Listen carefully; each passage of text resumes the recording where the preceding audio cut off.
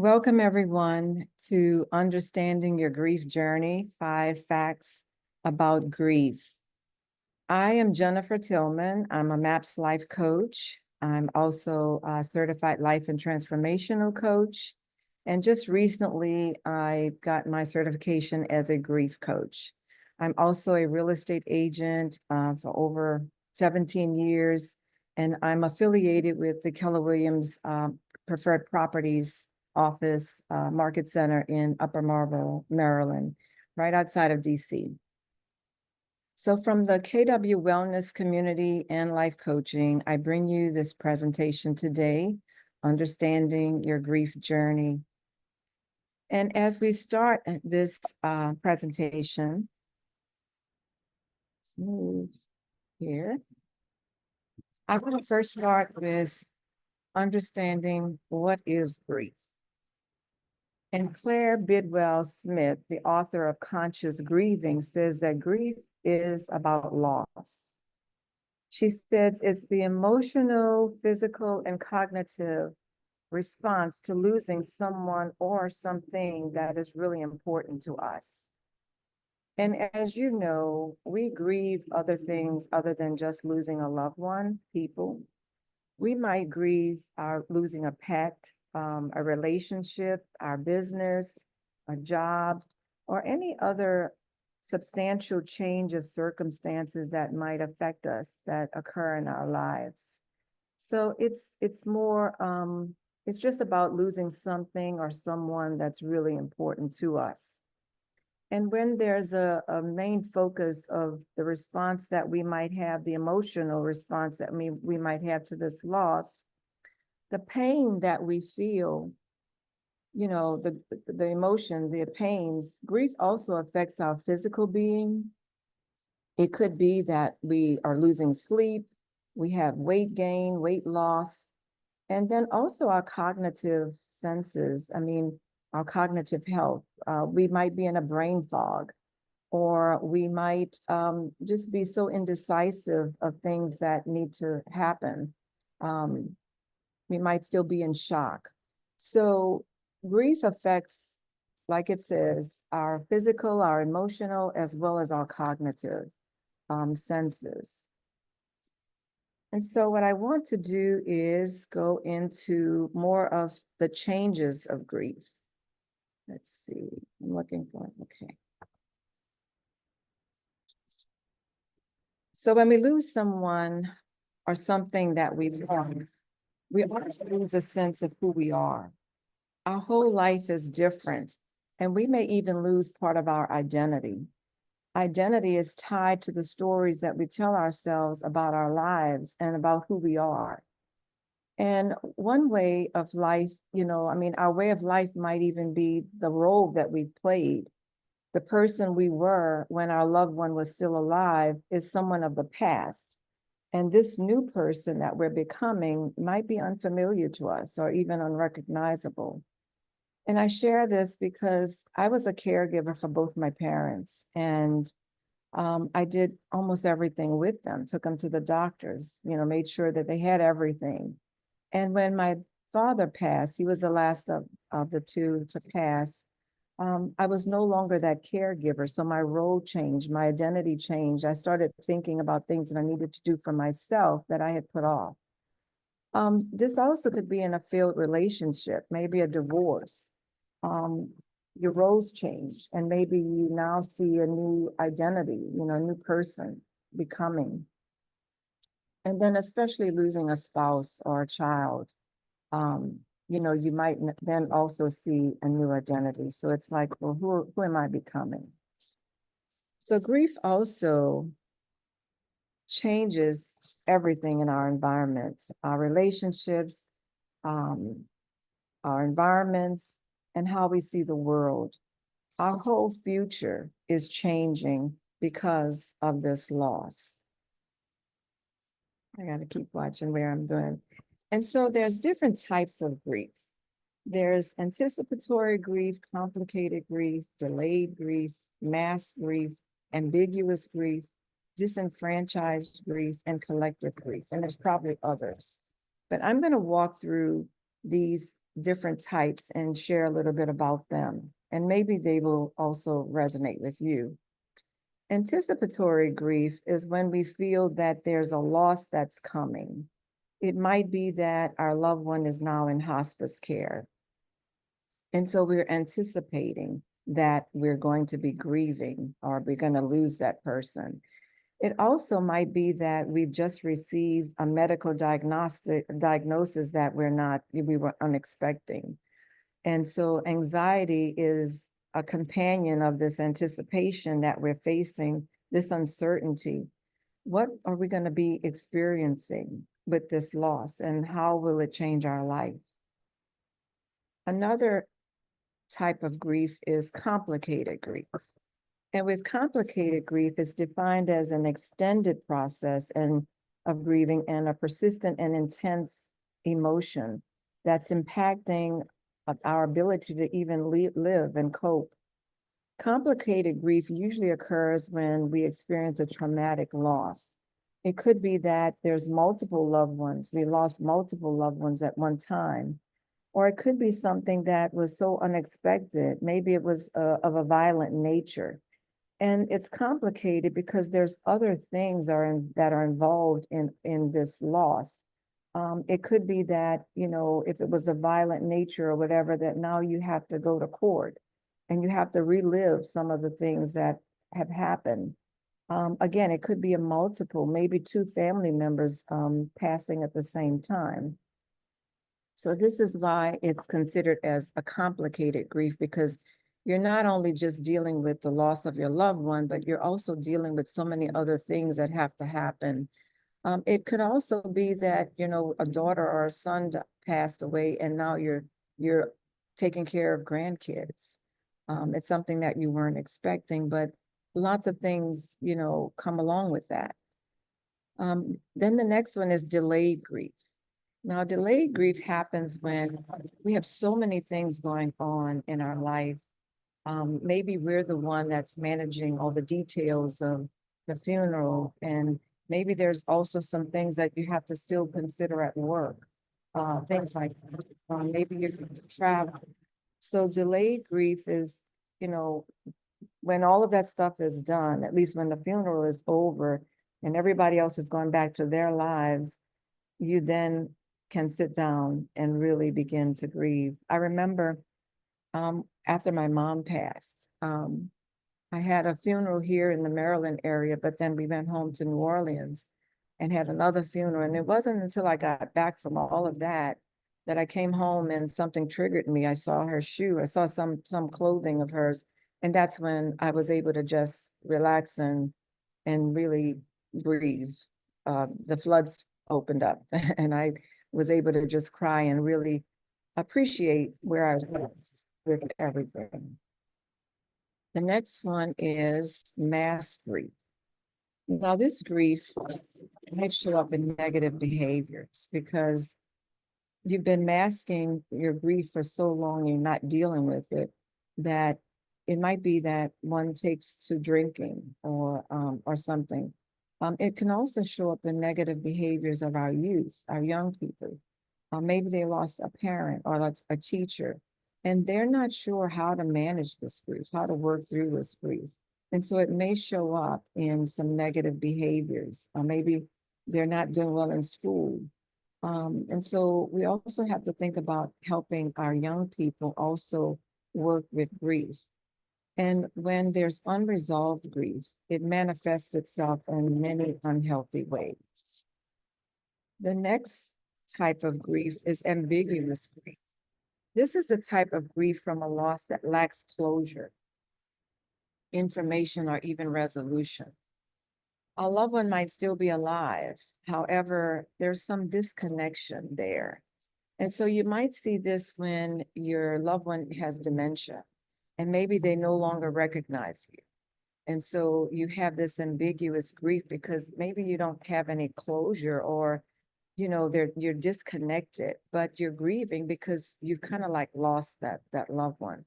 It could be in a divorce, a relationship that is no longer.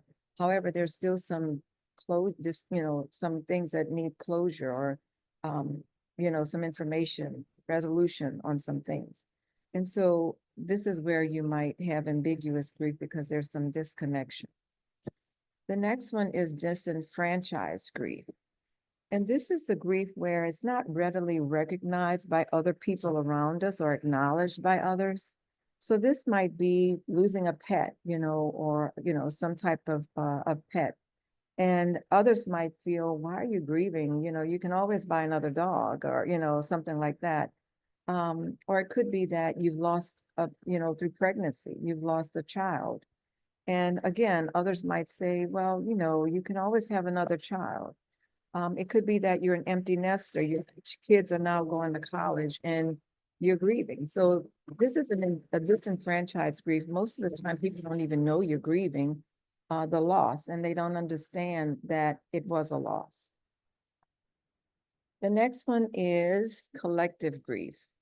And this is grief where a group of people around you, a community around you is grieving all at the same time. So you might have this when there's a loss of maybe a public figure, or like we had in the pandemic, we had so many lives lost during the pandemic. Or it could be that you lost a fellow colleague. I mean, we've had lots of things happening even in our Keller Williams world where we've lost a colleague. Or it could be a workplace that's shutting down its doors, or any type of national disaster. So that's where you have a collective grief because multiple people are grieving along with you. So let's get to the facts around grief. The first fact is that the reason that we grieve is because we have loved. And so that's the reason why we're grieving. It says there's a quote, and I don't know who wrote it, but it says, "Death leaves a heartache no one can heal. However, love leaves a sweet memory that no one can steal." So when losing a loved one, it can be wildly painful. We want the pain to go away. We want that person back.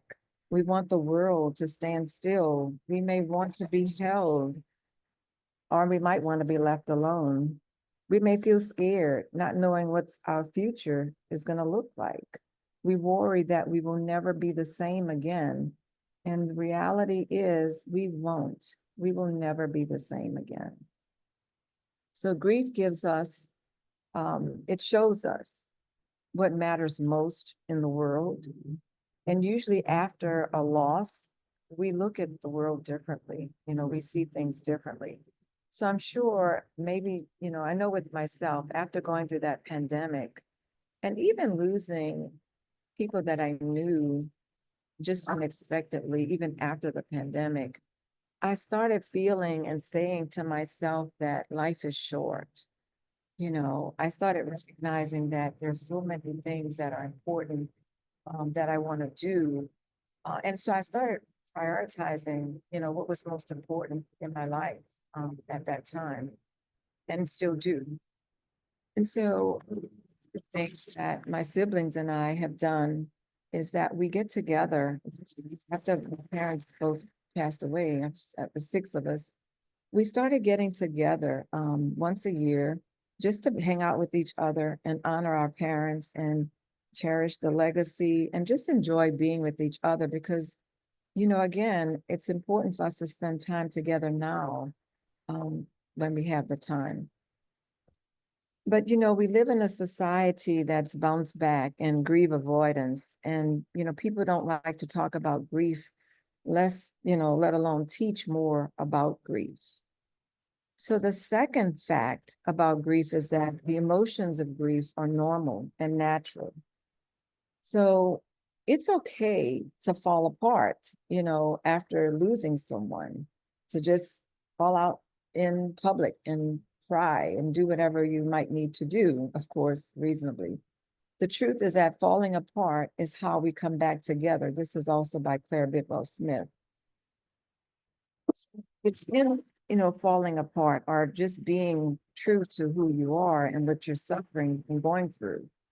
So it says, while telling us and telling yourself that you can't afford to not function as usual, grief often requires us to depart from our normal way of being and, what we normally do The grief work may require us to shift our priorities, take that time to cry, or take that time to rest, because maybe, if you're in the initial weeks or months of losing a loved one, you're trying to figure out what's to come, what's coming up next.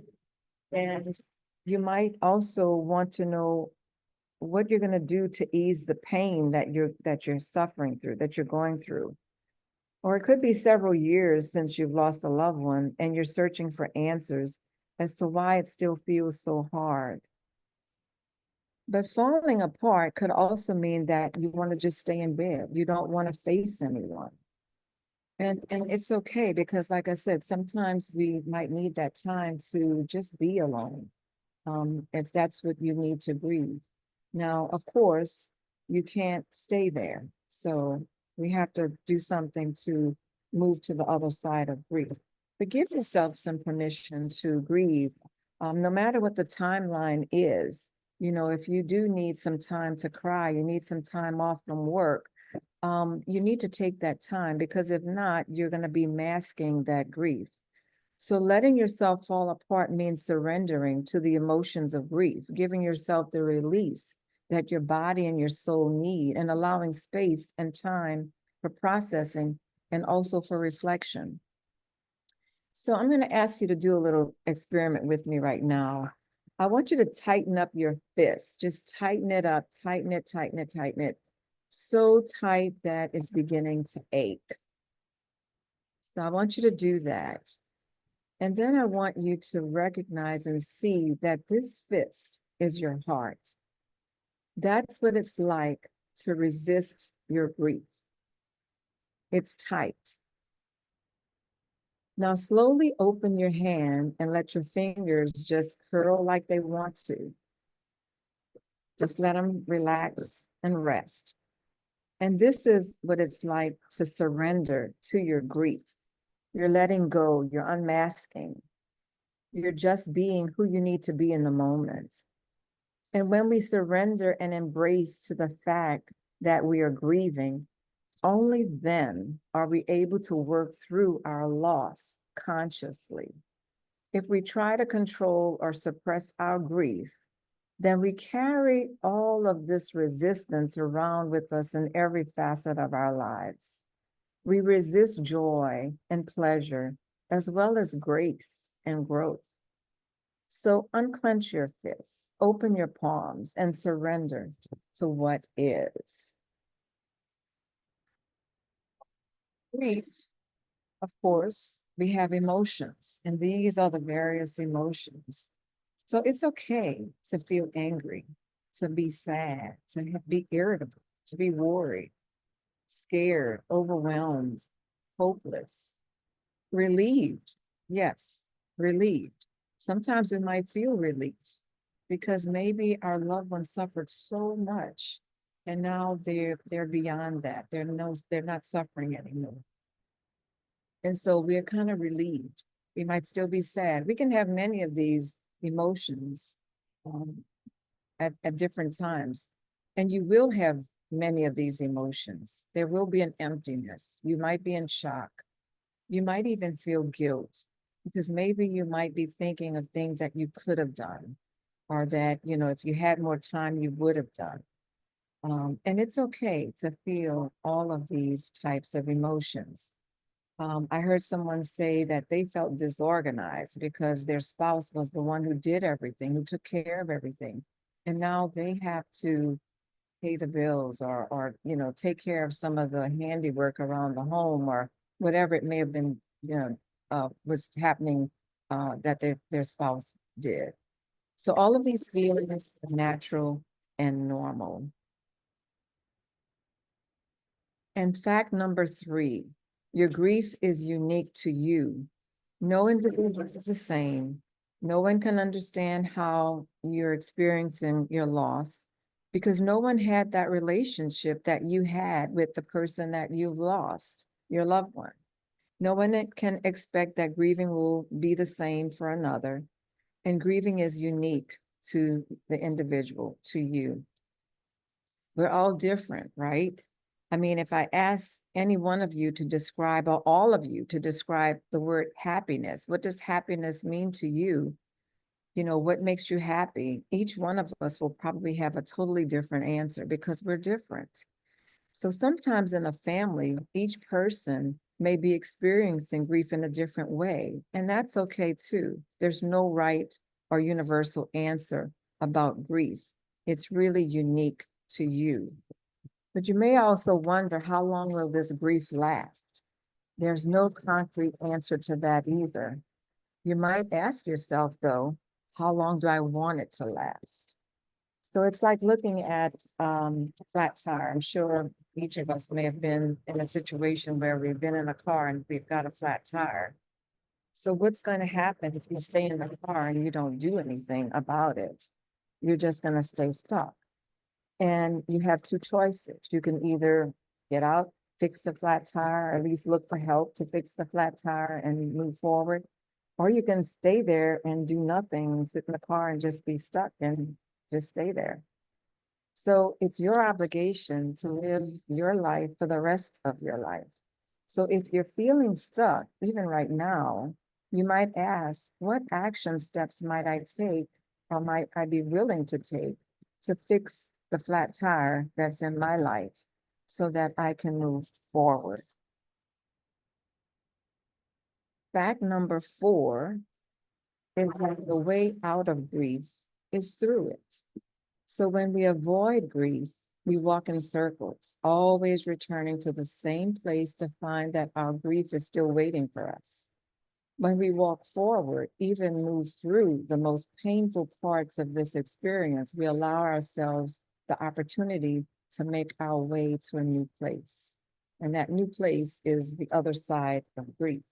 Now, you might still have grief throughout your life. You probably will, because whenever something triggers you, you might actually feel one of those emotions again. However, there's ways that we can move through grief. And that's what I'd like to help you with. There are many ways to engage with grief. Engaging with grief is staying present to it, feeling it, recognizing it, knowing that it's grief. It's going to be with you. But you might want to communicate how you feel with people around you. Remind them that you are grieving and how that loss has really impacted your life in ways that they may not be understanding. And then you can let them know how they might be able to support you. Maybe you're feeling anger, really angry. I've met several parents who lost children who were angry for a while. They just felt that their child was so good and there's so many other crazy people out here, but their child had to be the one to be taken away. And so they're angry. And it's okay to feel angry. And some of the things that I share with them is that they might want to write a letter, a love letter to their daughter, their son, or it could be to any of your loved ones. You might write a letter. And the letter might contain how you're currently feeling, but it also might share some of the happy moments that you shared with them. Maybe the moments that made you happy, as well as maybe some of the moments that you weren't happy. I remember talking to one person and they said that they'd like to at least tell their son that, some of the times that they were really angry with their son. But again, this letter is going to be about all of your emotions, what you're feeling.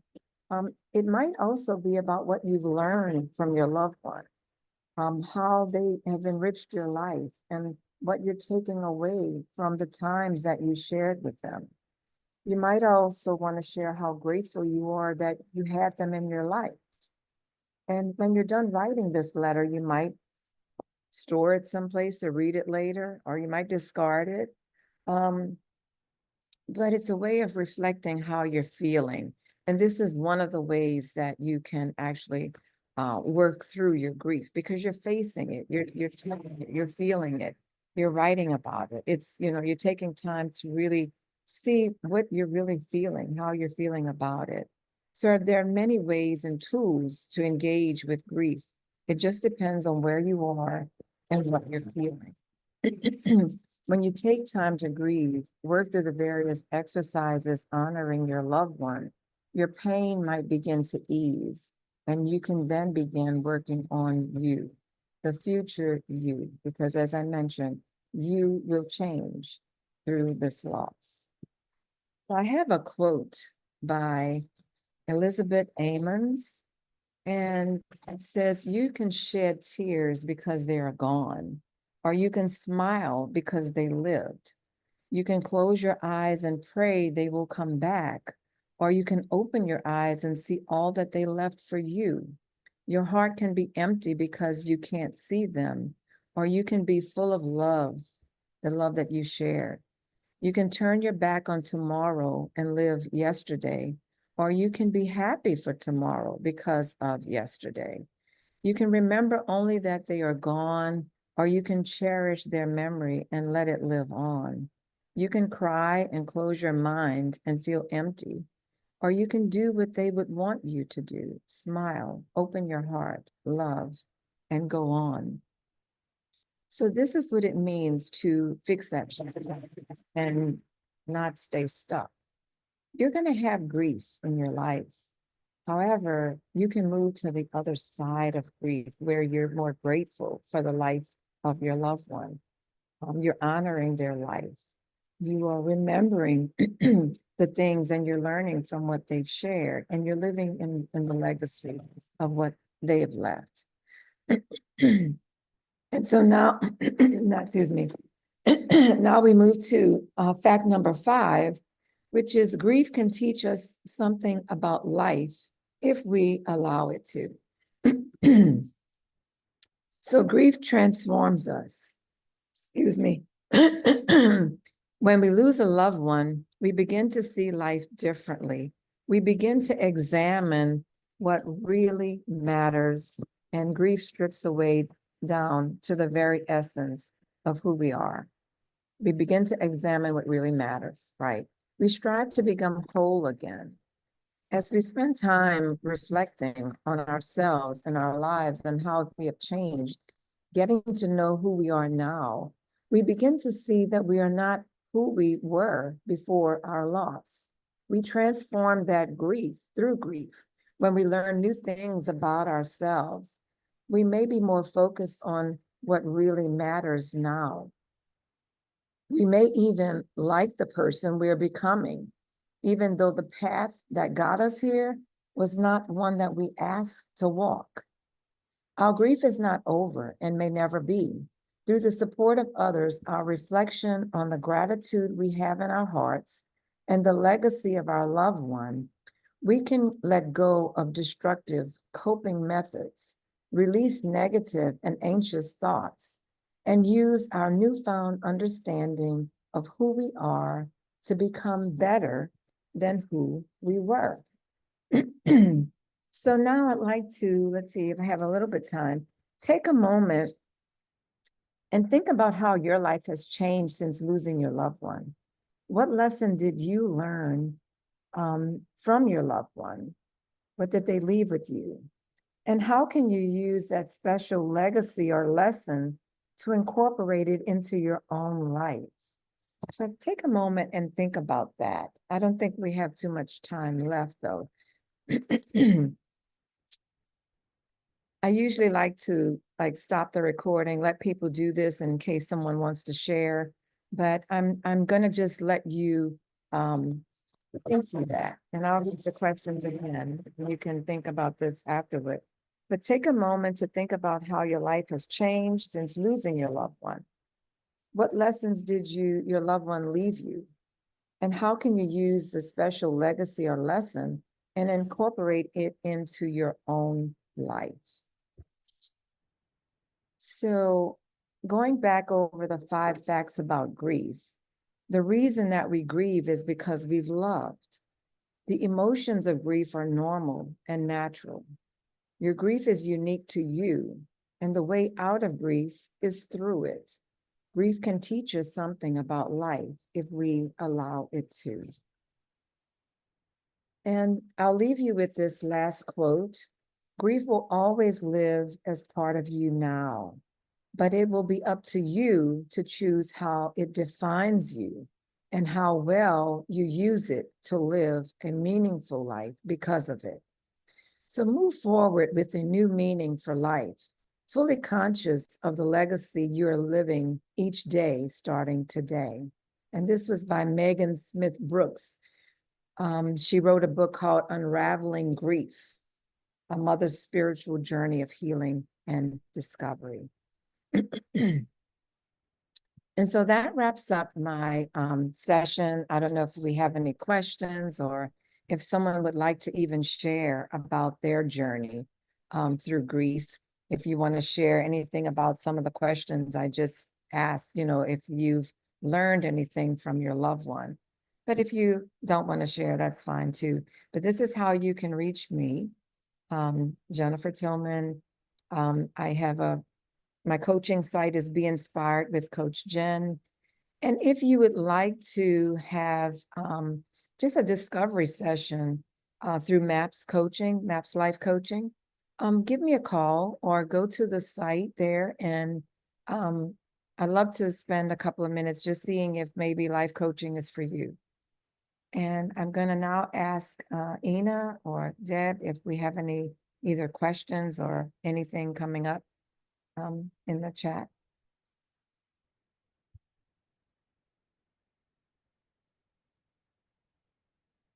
All right. Well, thank you for joining us today. And I look forward to maybe spending some time at another time with you. Thank you. Thank you.